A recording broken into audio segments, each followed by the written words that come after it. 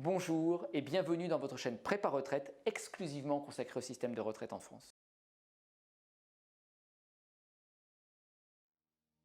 Jusqu'à présent, nous avons détaillé les régimes de retraite des salariés du secteur privé. Le régime général pour leur retraite de base, l'Agirc Arrco pour leur retraite complémentaire. Ces régimes représentent environ les 2/3 de notre système de retraite. Plus modestes, mais conséquents tout de même, sont les régimes des fonctionnaires. Il existe en France 3 fonctions publiques: État, hospitalière, territoriale. Si elles relèvent de régimes spéciaux différents, leurs modalités de calcul sont semblables. Ce sont elles que nous allons commencer à étudier aujourd'hui.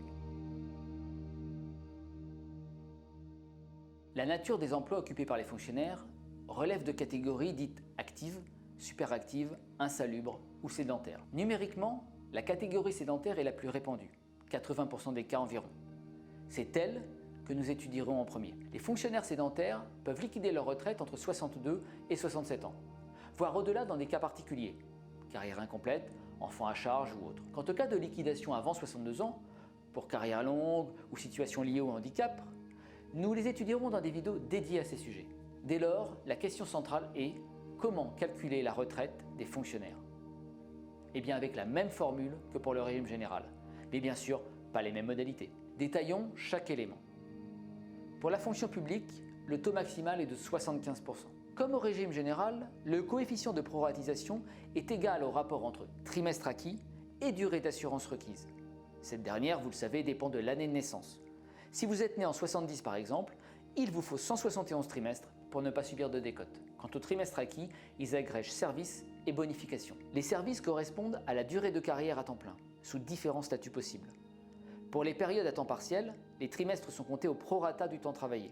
Ainsi, un an travaillé à 50% ne vaut que 2 trimestres. Mais vous avez le droit de surcotiser pour que le temps partiel équivaille à un temps plein. Attention, sur l'ensemble de votre carrière, cette surcotisation ne peut rapporter que 4 trimestres maximum. Parmi ces services, on compte aussi le service national pour sa durée effective, ou encore les trimestres rachetés au titre des études, dans la limite de 12. Enfin, pour tout enfant né depuis 2004, s'ajoute un nombre de trimestres équivalent à la durée pendant laquelle vous vous arrêtez de travailler pour l'élever. Jusqu'à 6 trimestres pour un congé de présence parentale, et même 12 trimestres pour un congé parental ou une disponibilité. Voici pour les trimestres acquis au titre des services.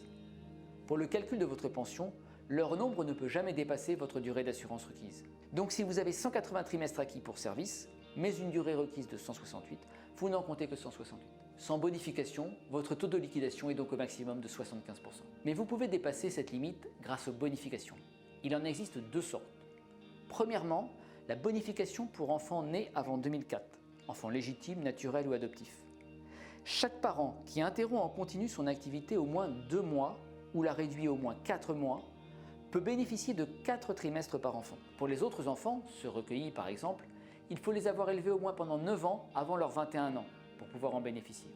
Deuxièmement, la bonification pour services effectués hors d'Europe. Elle permet d'obtenir des trimestres gratuits équivalents au quart ou à la moitié de la durée de ces services. Lorsque le total des trimestres acquis au titre des services, dans la limite de la durée requise, et de ceux acquis grâce aux bonifications dépasse votre durée d'assurance requise, alors dans ce cas, votre taux de liquidation peut être supérieur à 75%, mais sans jamais dépasser 80%. Pour bien comprendre, prenons un exemple. Imaginons une professeure des écoles, née en 60, qui aura travaillé 43 ans et a eu 3 enfants nés en 90, 98 et 2004. Née en 60, donc il lui faut 167 trimestres. 43 ans travaillés, donc 172 trimestres acquis. Mais ce total dépasse 167, sa durée requise. Donc on se limite à 167. 2 enfants nés avant 2004, d'où une bonification de 8 trimestres. Sont donc liquidés 167 plus 8, soit 175 trimestres. Son taux de liquidation est donc de 78,6%. Ah, il est temps de conclure. En fait non, car les 2 épisodes consacrés aux fonctionnaires sédentaires sont liés. C'est pourquoi nous les publions simultanément. Toutefois, pour cet épisode, voici une dernière info. Vous l'avez compris, services et bonifications sont comptés en trimestres. S'il reste des jours non comptabilisés, ceux-ci vaudront quand même un trimestre s'il y en a 45 ou plus. Du coup, en repoussant votre liquidation de quelques jours, vous pouvez parfois obtenir un trimestre supplémentaire. Ça peut valoir le coup. A tout de suite!